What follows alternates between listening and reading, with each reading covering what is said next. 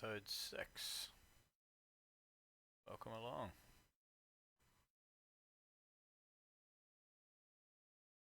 Post-op. Now now at home. Did look like this. Don't exactly look like that now.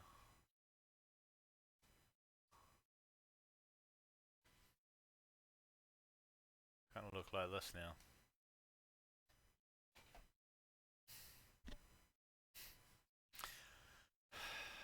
Right. So here we are, back into it again. Yeah.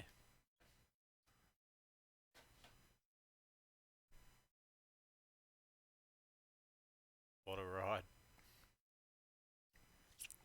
Did episode 5 when I was in the hospital.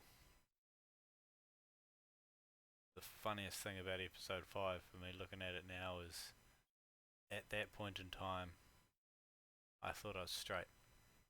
I thought I was very coherent and the drugs were flushed from my system. That is what I thought. I realise now 99% of the drugs are flushed from my system.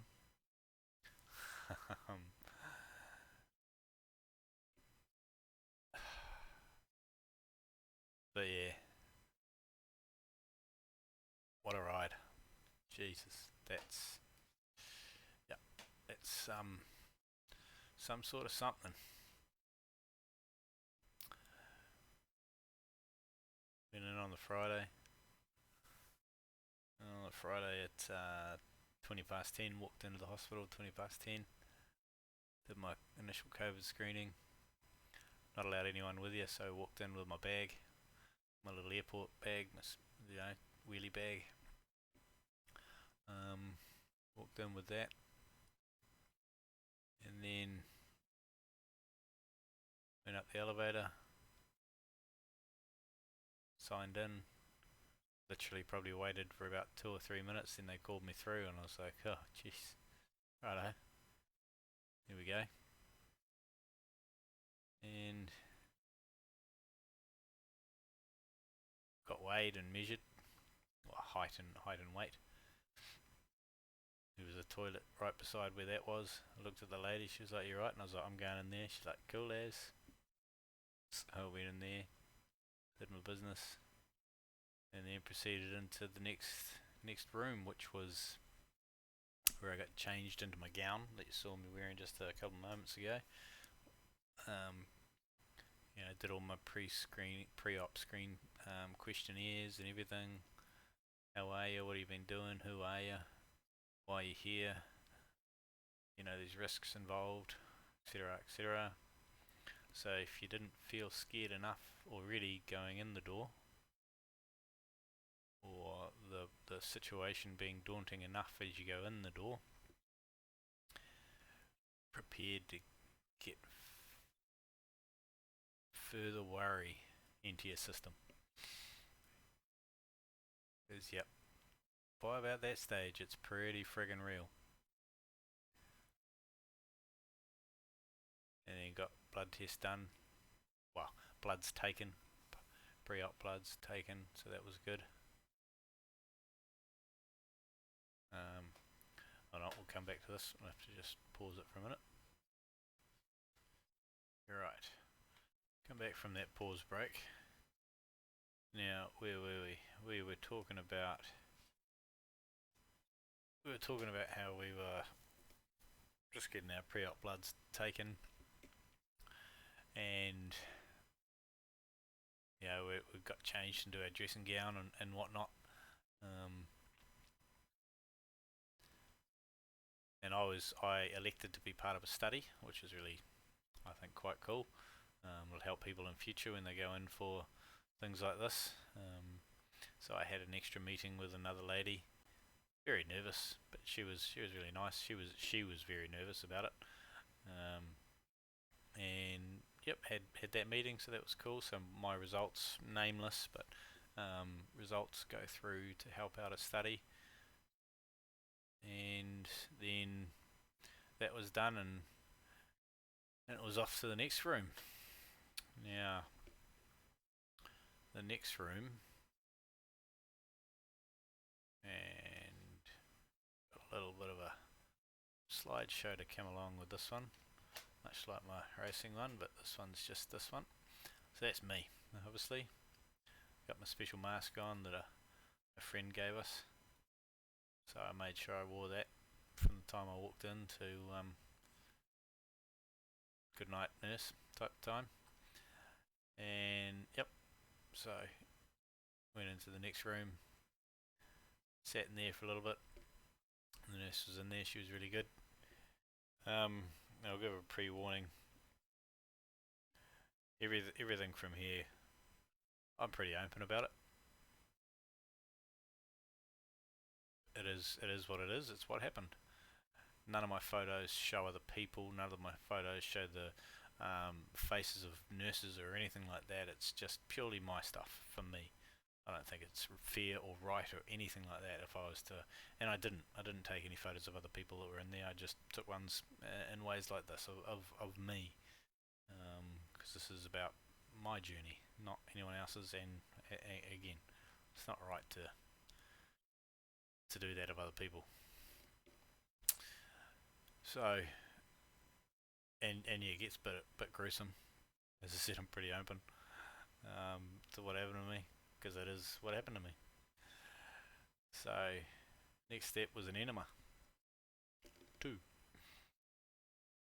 Never done one of those before. Don't really want to do any more again either. Potentially I'll have to, because I'm on a road to recovery of 5 years, and I'll have to go back for more cameras up the jacksie and whatnot. But yeah, an enema.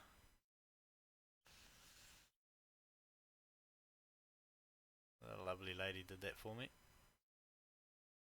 Asked me to hold that for 10 minutes.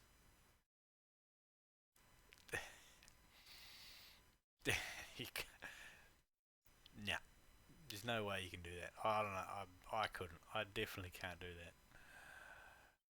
I think I made 6 minutes before everything started twitching. Everything needed exit. So that was cool. Then half an hour later, I had to have a second one. Got asked to hold that for 10 minutes as well.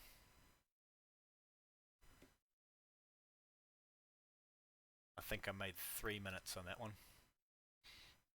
3 minutes. She's coming out. There was no holding back. So yeah, that was cool. And then it was relax time. I remember looking at my clock, my phone. Just playing stupid mini golf game on my phone, sitting there waiting. And must have been just after 12 at this stage. Remembering I went in at 20 past 10, until entering the hospital 20 past 10. It's about 12 by this stage, maybe 20 past 12, and the anaesthetist, I lose that word at the moment, drugs man came and saw me, talk about anaesthetics, and excuse me, yeah, had to obviously sign papers and things, and once again we talked about risks and the pros and cons of having the surgery. Well, not the pros of having the surgery. We talked about the risks of the surgery. You know, if things do go wrong, etc., etc., and one in, I think he said 50,000 go wrong or something like that. To which I said, just be aware, I'm probably that guy.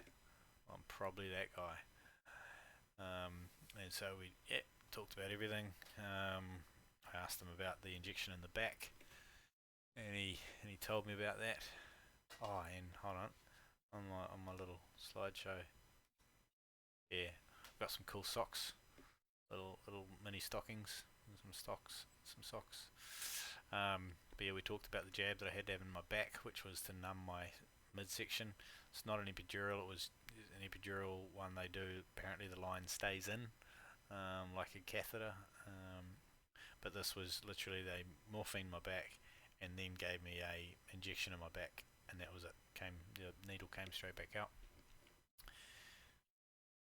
So that was cool. Talked about that because obviously I was very worried. You know, you hear all these stories of spinal taps and it's the most painful thing. So obviously I'm sitting there really worried about that. That was cool. Talked about that. Talked about if I drink or anything like that, and said yeah, a few drinks. And I said to him I had a couple of whiskies because my brain was playing games with me yesterday. So yesterday I had a few whiskies. Nothing obviously of the day of. And he's like, no, that's cool. It's not going to be an issue at all. And then I'm sure it was about and then met the surgeon or the registrar came in. Already met him. Already talked to him. He came in with one of his other guys. Did a big conversation. So that was cool. Had some conversations there. Signed my life away, pretty much literally. And did one more signing with the drugs man, which was about if something were to go wrong and I was needing a blood transfusion on the table, would I accept it? And I said, bloody oath, you'll be giving me blood if I need blood, mate. He had a giggle at that, so that was cool. And then I signed that one saying, yes, you will be giving me blood if I need blood. So that was cool. And then, it was about 1 o'clock. I turned my phone off, put my phone in my bag, my mask in my bag, and then got wheeled through. And that was the real beginning of the journey of the. I think I've been seated in the roller coaster from up until that point.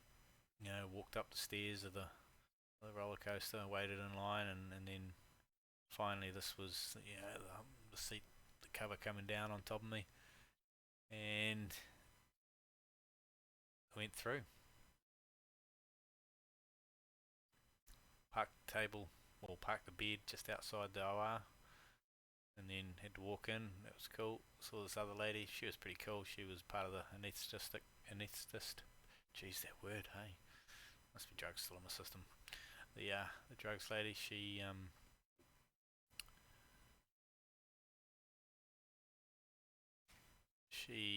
started chatting to me and talking about, you're going to feel some cold on your back, and that's just the alcohol wipe on your back to clear everything off, and then we're going to put the little needle in, which is the morphine, and then we'll give you the main injection in your back, and you may not remember this part. And to that I said, cool, make sure that's how it works. And to be honest, oh no, and then she said, and what it'll feel like is you're having a couple of bourbons. That's what it'll be. And the main guy behind me goes, no, you drink whiskey, right? And I was like, yeah. And he's like, it'll be like having a bottle of whiskey, mate. And I was like, perfect, I won't remember a thing. And to be honest, next step was waking up. And if I think back now about memory of that, I remember walking in. That what I just said was my memory. I don't remember the needle. I remember the morphine needle, just this light little jab. I remember the cold on my back, a little morphine needle. I don't remember the main needle going in. And then I woke up in recovery. 3 hours, 4 hours, whatever it was, gone by. That's pretty cool. As in, I didn't wake up midway through, don't remember it, all of that sort of jazz. Now what's the next photo? Oh, here's my mask in my bag, on my phone probably. Oh, here's my little sockies.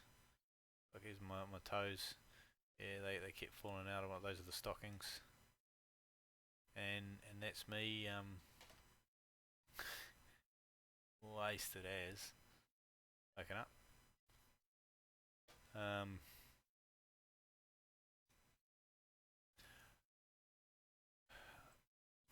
So yeah,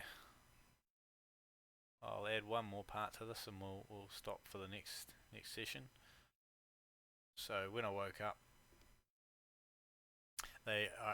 before I went in, I was told I might be woozy and nauseous and whatnot when I wake up, and then they'll figure out the drugs and the load and the amount of drugs to give me to bring me out of that state, so I'm not throwing up and whatnot. Put my hand up and said, just be aware, I've had a head injury 8 years ago, 9 years this year, and I had troubles with my ear stones and dizziness and everything like that. So the nausea, the anti-nausea stuff didn't really work on me. So I made that all known and all of that sort of jazz, so that they're aware of it. As I said, when you wake up, that's when we'll figure out the pain meds and how well they're going or not going. So, yep, did that. Made the doc aware of what sort of pain I was in. So when I woke up, obviously, quite as high. I was flying. I was absolutely flying. And they say they were talking to me, and I don't think I made this up. I'm pretty sure this is exactly what happened. They said to me, in 1 to 10, how's your pain feel? And 10 is, you're at the gates of hell, and you're burning. You're in, worst pain you've ever been in. And so my reply, in a rather loud voice, was, and I'll be PC about it here. I'm at a friggin' 11, and you can imagine what I said. That's pretty much what I said. And it was my midsection. Obviously, that's where I've been cut up. That's what was swelling. That's what was sore. That's what had been stitched back together. So yeah, gates of hell. Yeah, you got nothing on me. I was at 11. I was past the point of that. Thanks. And that's also the time, because they started, I was obviously on morphine. The back one was morphine. So that's also the time that they realised I was having a reaction to morphine, because I had the drip in my arm, and my arm apparently started getting a little track in it, changed colour a wee bit, and they realised I was having a reaction to it. And obviously I'm screaming at them, telling them how much pain I'm in, and nothing's working, and sort me out. So I also had oxycodone on a pump, which was, you press it, you're allowed it. I think I've said it in a previous video. Once every 5 minutes you can press it up to 12 times, so that's an hour. So 12 times an hour is what you can do.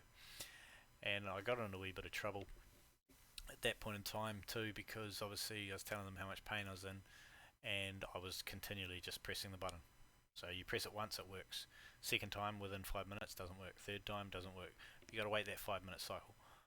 And I was just continually just sitting there, just pressing it and pressing it and pressing it and pressing it. And I remember the doctor telling me off and goes, it's not working. And I said, I don't care, it's not working. I'm pressing it, I'm showing you how much pain I'm in. I'm in pain, you need to sort me out. And so they didn't really like that. They continued to talk to me about how they didn't do anything, and I kept telling them I didn't care, that it didn't do anything. And then they said, you just got to wait. So at that point in time, I just looked at them and just held the button down and just showed it to them. And that's about the time they started a drip in my other arm, and they put me on ketamine, horse tranks, aka Special K. And to me, the way I can explain the next probably 12 hours of my life is, imagine your worst nightmare, times that by 10,000, and hit repeat. So for me, I watch a lot of World War II movies and things like that, the Midways, Dunkirks, friggin' what's it called? Pearl Harbor, all of that sort of jazz. I watch those sorts of movies, and what I liken it to is one of the dive bombers when they're getting shot down, and they're just spiraling out of control, and the plane's just spinning and spinning and spinning, going down. The fear that pilot must have. I've got to give these guys credit. It's got to be He's got to be one of the all of those men and people in those times got to be the bravest people who ever lived, and those war efforts all throughout times.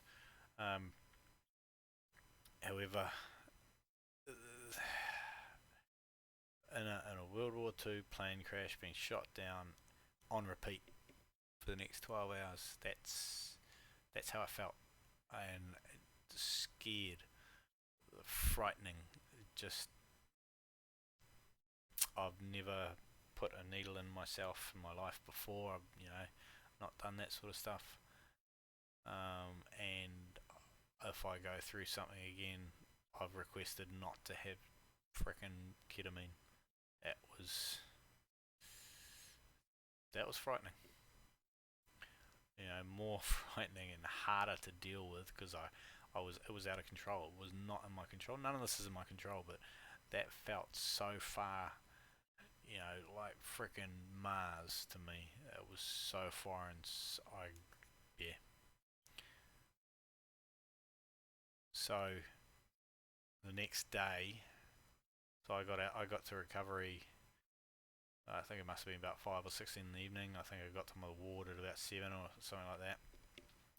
By 9 a.m. the next day, when I was coherent enough, remembering I'm on ketamine, 6 mils an hour, I'm on a pain pump, and I'm on pain pills and other meds and things like that. Plus I'm numb, can't feel my toes. That's frightening. That is friggin' frightening. Not being able to wiggle or move your toes. That probably made it even worse when I was on the ketamine. Is this good? Is this the way it is now? Holy shit. That was very difficult.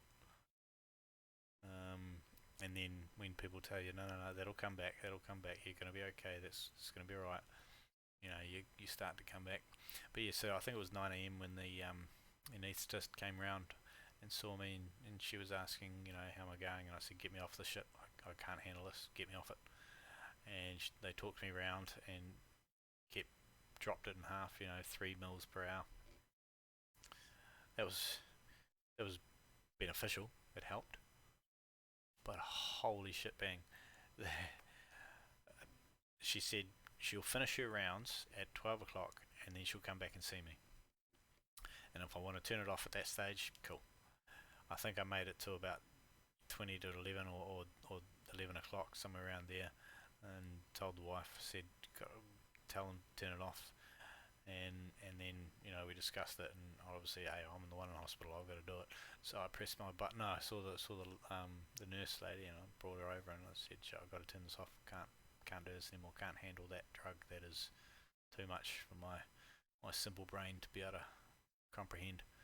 And sure enough, within 10 minutes they turned it off, and so by midday, I think it was, that was turned off, and I was on a bit of a road to mental recovery. And plus I was starting to feel my toes again, so helpful, all positive. That was really grand. But it's all part and parcel of going under. There are risks, there are mental battles you have to have with yourself, and that was a large one. I think we'll end this round here. Call that episode 7. Surgery day. Pre and post surgery.